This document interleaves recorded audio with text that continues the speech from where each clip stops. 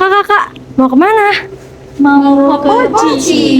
Poci? Apaan tuh Poci? Podcast bersama Arci.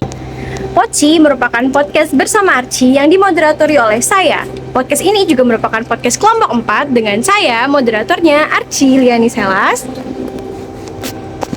Saya Alika Putra Sabila. Saya Mutiara Naja Agustin. Saya Intan Indriwati. Saya Isma Gisela Sancaka. Selamat menyaksikan. Assalamualaikum warahmatullahi wabarakatuh. Selamat siang semuanya. Balik lagi di Poci Podcast bersama Arci.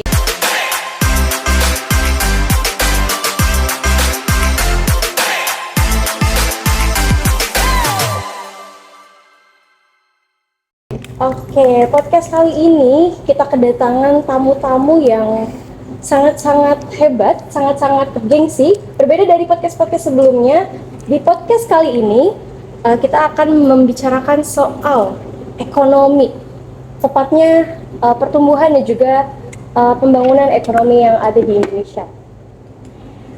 Oke, boleh deh sebelum kita mulai perkenalan dulu dari kakak yang ada di sana.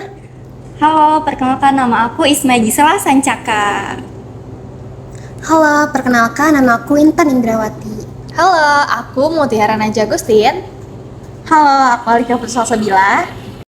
Oke, jadi pembicaraan kita kali ini tuh adalah tentang pertumbuhan dan pembangunan ekonomi Indonesia, terutama untuk di 2024 mendatang. Nah, karena kita sudah mempunyai 4 narasumber yang kece-kece banget nih, aku pengen nanya dulu dong Kak, kira-kira ekonomi menurut Kakak tuh seperti apa sih?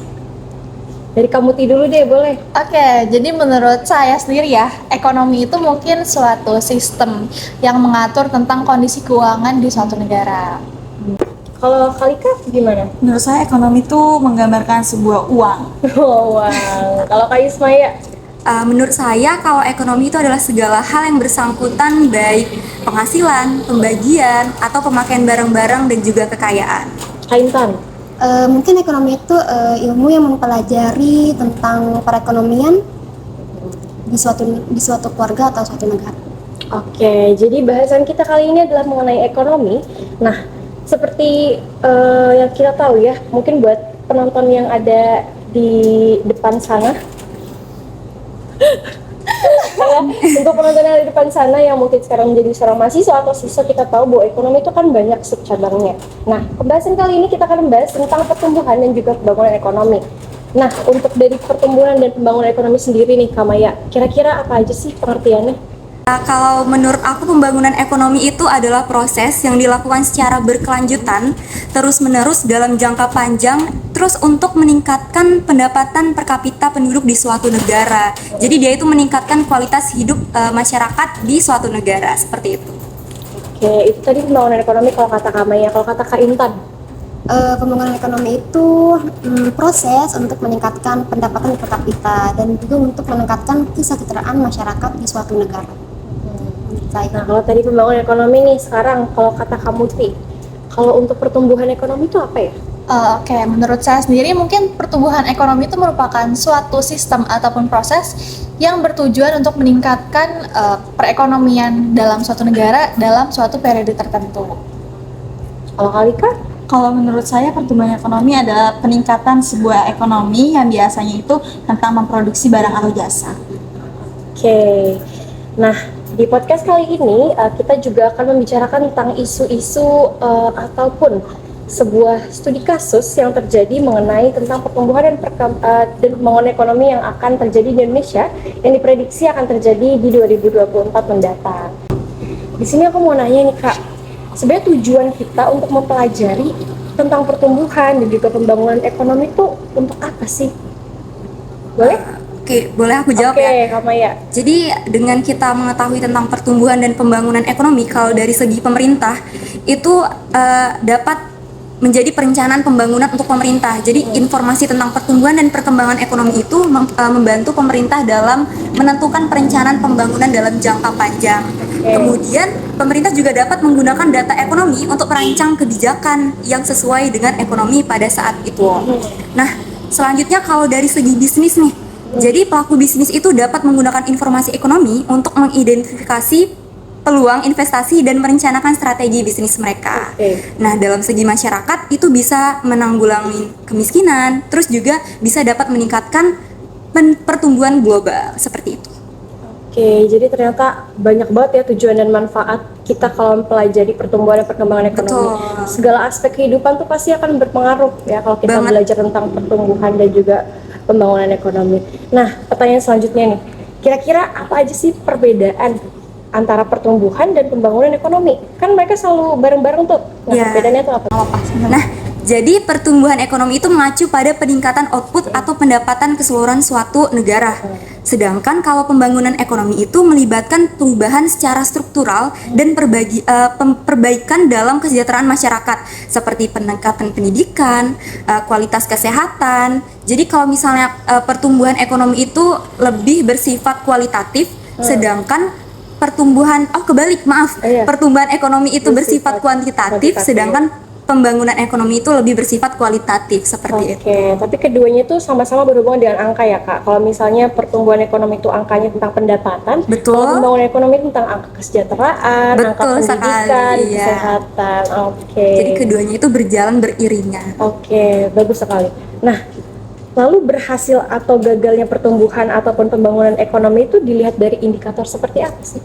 Oke, jadi keberhasilan ataupun gagalnya pertumbuhan dan pembangunan ekonomi itu bisa dinilai dari beberapa indikator, kayak misalnya ada PDB, produk domestik bruto, terus juga ada pertumbuhan ekonomi dalam suatu negara, tingkat pengangguran, inflasi, kesejahteraan penduduk, adanya ketimpangan ekonomi, investasi, dan juga indeks pembangunan manusia atau IPM.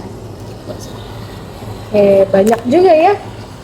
Ternyata indikator-indikator yang harus kita capai agar kita tuh bisa berhasil dalam melakukan pertumbuhan dan pembangunan ekonomi. Oke, Iya, terima kasih benar Kak banget. Muti atas jawabannya. Nah, lanjut nih. Kalau pertumbuhan dan perkembangan itu kan pasti berdampak positif gak sih? Atau ada dampak negatifnya juga? Nah, sebenarnya dari pertumbuhan dan pembangunan ekonomi ini dampak positifnya tuh banyak banget ya. Kayak misalnya ada melibatkan peningkatan pendapatan suatu negara, terus adanya lapangan pekerjaan, terus mudahnya akses ke pendidikan dan juga kesehatan, dan juga peningkatan taraf hidup masyarakat yang lebih sejahtera gitu. Namun nggak menutup kemungkinan kalau misalnya ini tuh ada dampak negatifnya juga, kayak misalnya ada ketidaksetaraan dalam masyarakat karena pendapatan itu tadi, terus adanya kerusakan lingkungan karena lahan-lahan hijau itu bisa diubah menjadi pabrik industri, terus juga adanya ketergantungan pada sumber daya tertentu, adanya krisis ekonomi dan juga masalah sosial. Nah, oleh karena itu juga itu tuh penting buat mempertimbangkan dampak-dampak baik dampak positif maupun dampak negatif ini secara holistik dan mengarahkan agar pertumbuhan dan pembangunan ekonomi ini bisa menjadi berkelanjutan dan juga inklusif gitu. Oke, jadi gitu ya teman-teman. Pasti setiap sesuatu tuh ada positifnya, ada negatifnya. Benar banget. Oke, lanjut aja nih. Nah, kalau faktor-faktor yang bisa berpengaruh untuk pertumbuhan dan pembangunan ekonomi itu ada apa aja? Kayaknya saya yang jawab ya. Oke. Kalau misalkan faktor yang berpengaruh dalam pertumbuhan dan dan pembangunan ekonomi itu di suatu negara itu ada dari investasi, inovasi dan teknologi, kebijakan pemerintah, dan juga dari pendidikan dan juga kelestarian. Oke. Dimana penting banget bagi kita untuk memahami faktor ini dan bagaimana kebijakan ini bisa berlangsung untuk pertumbuhan ekonomi yang berkelanjutan kayak gitu sih. Oke. Nah, tapi kakak tahu nggak sih kalau misalnya ada kasus yang memprediksi bahwa pertumbuhan ekonomi Indonesia di tahun pemilu 2024 nanti? Mau banget dong, apalagi ini kan disebutnya tahun-tahun pemilu ya. pasti. Tahun-tahun Itu politik, pasti. ekonomi dari pertumbuhan ekonomi sampai pembangunan ekonomi itu juga ikut serta dalam situ. Iya, apalagi lagi anget-angetnya nih Iya, dibicarakan. benar banget. Nah, dengan kondisi yang saat ini masih penuh dengan ketidakpastian gitu, kira-kira perekonomian di Indonesia tuh akan tetap stabil gak sih Kak? Kalau untuk saat ini perekonomian di Indonesia ini masih stabil dan signifikan banget karena inflasi di Indonesia ini masih sekitar 2,3 sampai 2,4%, di mana ekonomi ini secara konsisten berada di tingkat 5%. Jadi bisa dikatakan untuk ekonomi di kita ini masih stabil dan signifikan. Iya, tingkat inflasinya kita tuh cuma 2,3 sampai 2,4% teman-teman. Nah, seperti yang kita tahu, inflasi itu tidak selalu berarti buruk ya teman-teman. Inflasi ringan seperti angka yang sudah disebutkan oleh Kalika tadi itu merupakan inflasi yang bagus karena nantinya akan berpengaruh juga ke sektor-sektor UMKM dan yang lainnya.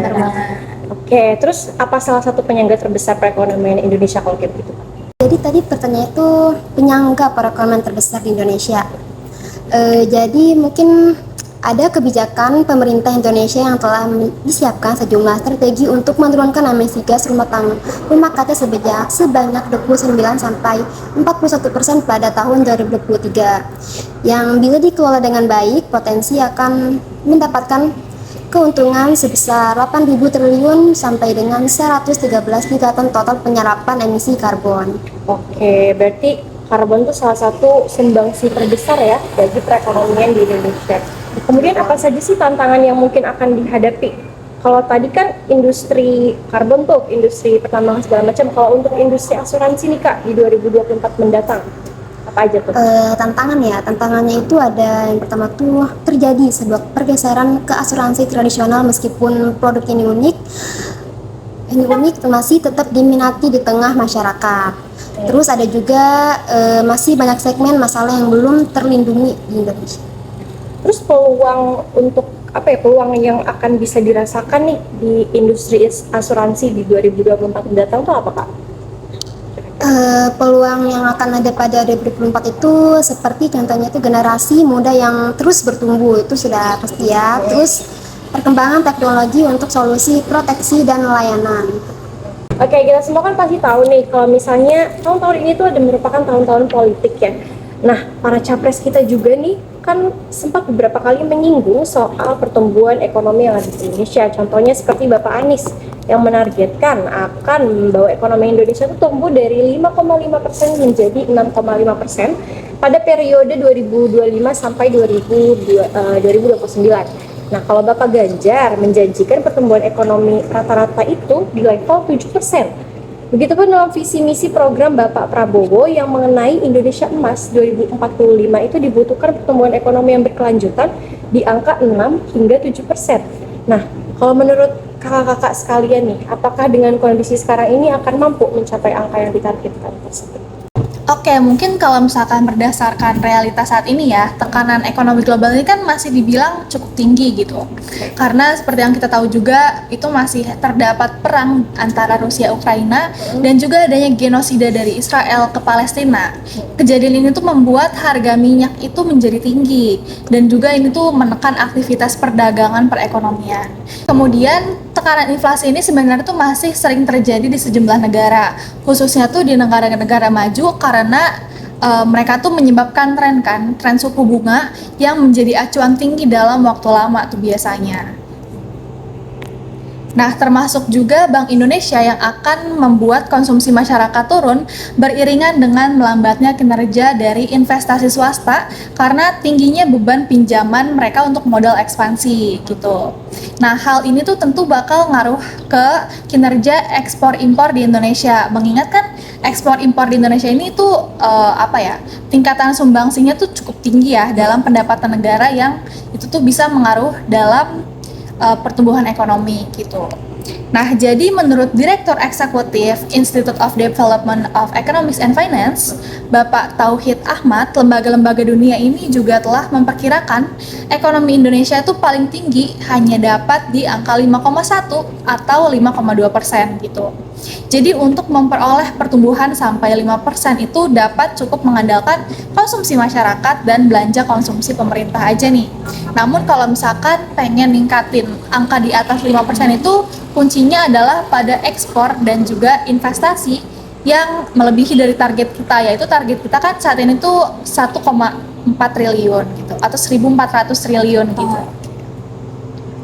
Tinggi banget berarti ya. Iya, jadi mungkin cukup sulit ya kalau misalkan nyampe angka 6%. Ya, apalagi dengan adanya perang Ukraina Rusia, terus Iya, juga benar. genosida di Palestina oleh Israel itu juga Iya. kan mengefek kita juga ya pertumbuhan secara ekonomi nggak kita langsung juga, gitu. secara tidak langsung. Oke.